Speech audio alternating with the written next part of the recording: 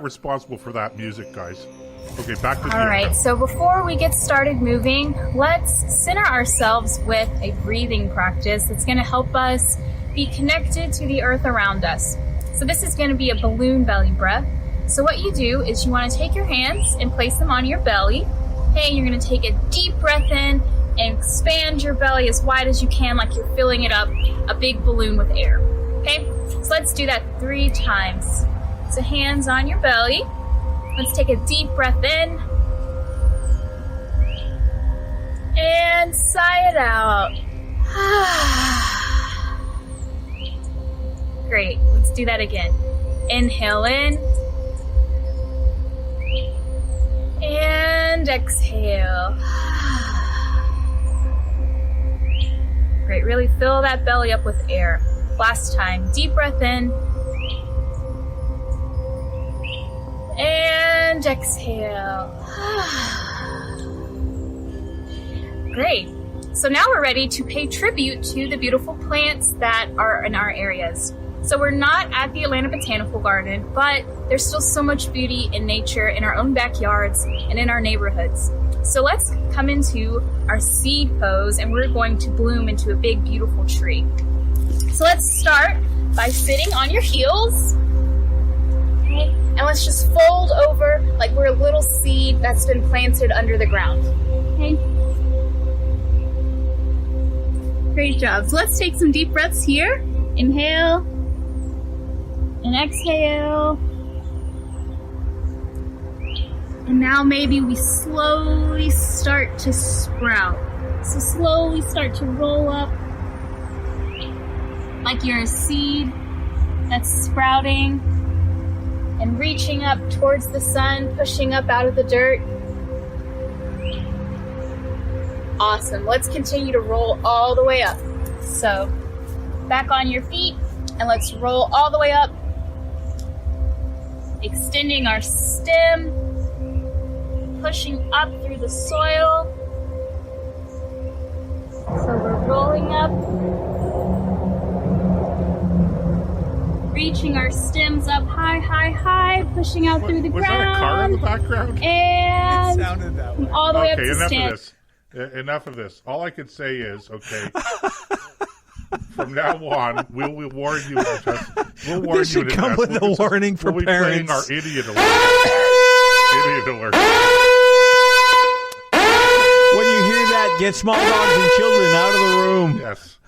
Oh, my God. Goodness gracious. Okay, Oh, my now, God. You know, over the years, Nick, Chris says, Nick I and feel I- like I'm one with the universe now. Nick and I have been accused of not taking Earth Day seriously. I take it very seriously, Joseph. And all I can say to that is guilty as charged. Well, you know what I'm going to do to celebrate Earth Day tomorrow?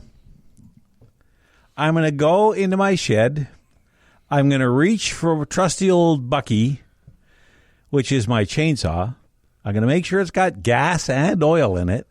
And I'm going to walk up to the biggest hemlock tree you've ever seen, and I'm going to make it go from tall to very short. It'll be long. It'll be wide. And I'm going to knock all the limbs off it, drag it down to the sawmill, and I'm going to turn it into lumber. You are going to be returning its component parts. To Absolutely. I'm going to recycle that tree. You're going to recycle parts You're of the damn right. tree anyway. You know what? I would love parts. to ask our what do you want to call her? I hope she was at least cute. Tell me she was cute. I'm a married man. Well, no, it's just because you're on a diet doesn't mean you can't read the menu. But because she had nothing else going for her. So anyway, I would love to look at her and ask her the last time she ate off a wooden table that still looked like an oak tree or a maple tree, or, you know, getting involved in outdoor sports. If she ever went skiing and the skis were made of wood, when was the last time she went downhill on a set of cedar skis? Or if she paddles canoe, you know, when's the last time she took a cedar log down the river instead of a cedar strip canoe? You can't. A tree only reaches half its value if you don't cut it down and turn it into something. Right. Well, fortunately or unfortunately for Miss Zena. Is that what her name is? Yes. In the last 11 months, she's only had 263 views. Oh, thank God. And she's probably going, oh, that's wonderful. Now, what she doesn't know is 200. How many did you say? 263? Yes. 262 of them were laughing at her. Yeah, well, at least one view was making fun of her. At least one. I bet you it's yours. How to vacation detox with yoga. Oh, brother. Oh, brother. Look, I don't have any problem with stretching, and if people use that as a method of relaxing it, I don't care. I look lousy in a yoga suit, so I'm not going to do it. But it's not. I don't have a problem with that per se. But when people start adding all these different, New Age philosophy and theology to it, now you really get loopy, because this is what you end up with. You end up with pretending you're a seed bursting from the ground. You're not a seed. You never were. Well, you might have been. I don't want to go down that road. But we didn't start buried in the earth as a wheat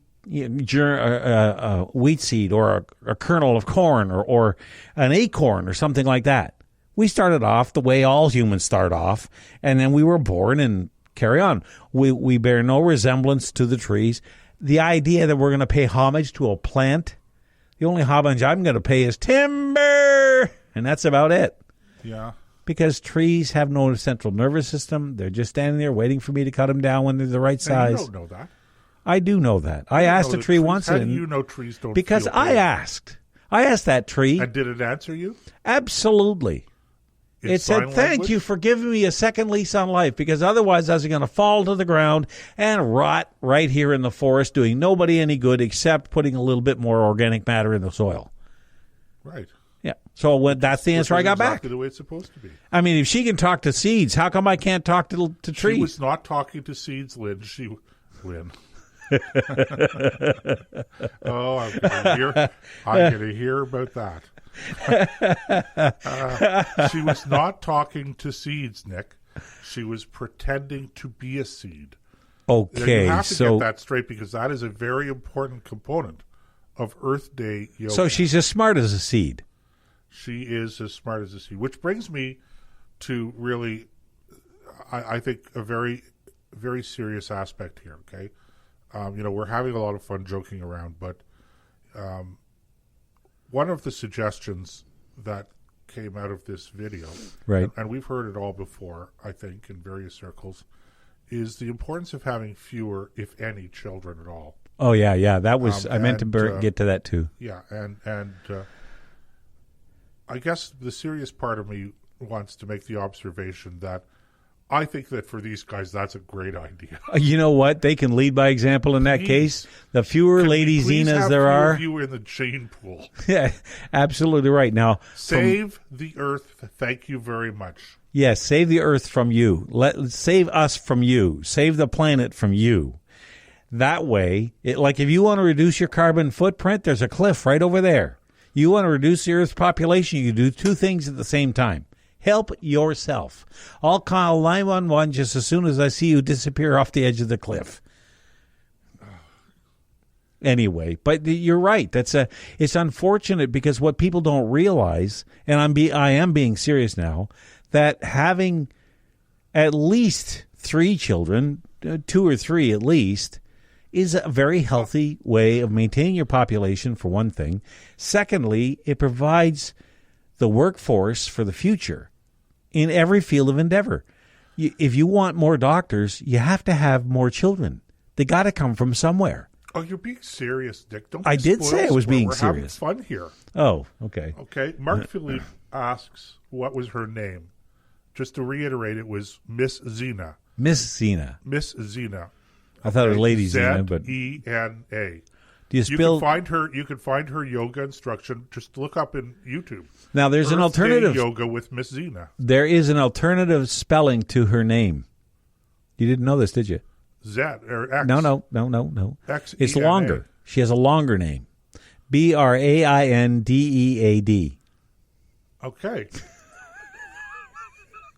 The only thing functioning in that head is cerebral cortex. No, and I have to. There's one other thing I have to say here Nick, and that is in reaction to something that Mark Philippe posted in What, laugh out loud? the chat room. Right. No. And this is a disclaimer, okay, ladies and gentlemen, we are not misogynist, sexist here, okay? So I'm sorry, Mark, what you said, what you wrote about being in contact with Mother Earth is unacceptable. And Bob says, I don't know if I want. What makes you think that the Earth is a mother? What Yeah, makes you think that the Earth how has a gender? dare you? How dare you Mark, what assign makes you gender? What makes you think that the Earth is only one That gender? oh, that's so sexist. To assign gender? Oh, you can't do that, Mark. Come on, you should know better than that. Bob will tell you that. Bob's a new guest in the chat room, and he's worried about cutting trees with me. He and I work together out in the bush, and it's his mill we use. But anyway, don't worry, Bob. Don't worry. I listened real hard when I was talking to that tree, and it said, please go right ahead. I've seen enough of this world anyway, and I went off this rock. And we're not going to report you guys for cutting down trees on your own properties anyway. Well, good luck with that. Anyway, but just the other, again, getting a little bit more serious, what I'm afraid of is this kind of mentality infecting the innocent minds of the young who are told that, things like animals are equal to humans, or that all life is sacred. No, human life is sacred. Everything else is there for us to use and be good stewards of. That's why trees are a renewable resource, as an example. That's why we have coal, oil, gas, gold, bauxite. All these different minerals in the ground are there for us to make the world a better place. Unless, of course, you want to live like it's 1850. Ride around on a horse with a flintlock musket. Oh, dear. I don't know what that was, but anyway. Okay. Unless you want to ride around with a flintlock musket hoping Bambi comes along because you got no other way to feed your family. Well, these people have no clue of how fortunate they are to live in a culture that's progressed beyond that and liberated ourselves from the need to gather food every day. Well, I don't know what to say, Nick. It's the whole thing is just too much for me to assimilate or to terraform. Or terraform, yeah. That was so funny. I got to admit that one was funny. Well, Lord Almighty. We're coming up here up against some heartbreak, ladies and gentlemen. So I think in honor of Earth Day that we will go out with this short rendition of Earth Day Anthem.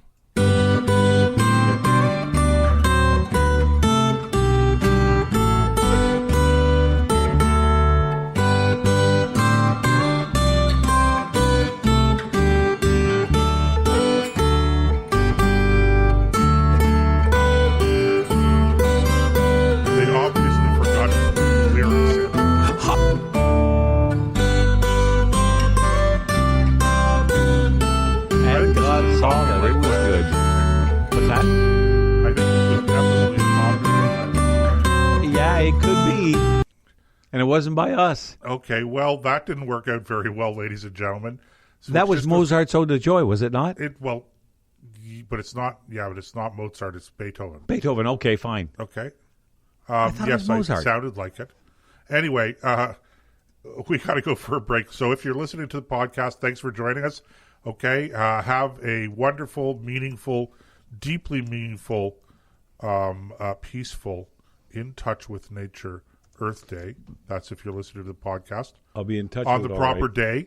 If not, well, you can have a laugh if you want and continue to make fun. In the meantime, we're going to go for a break. If you're listening to the live show, stay with us. We'll be back in a few minutes. If you are listening to the podcast, as I said, thanks for joining us. And you can catch us tomorrow on the same network that you're listening to us on now, ThinkRadio.ca. Put the music by written by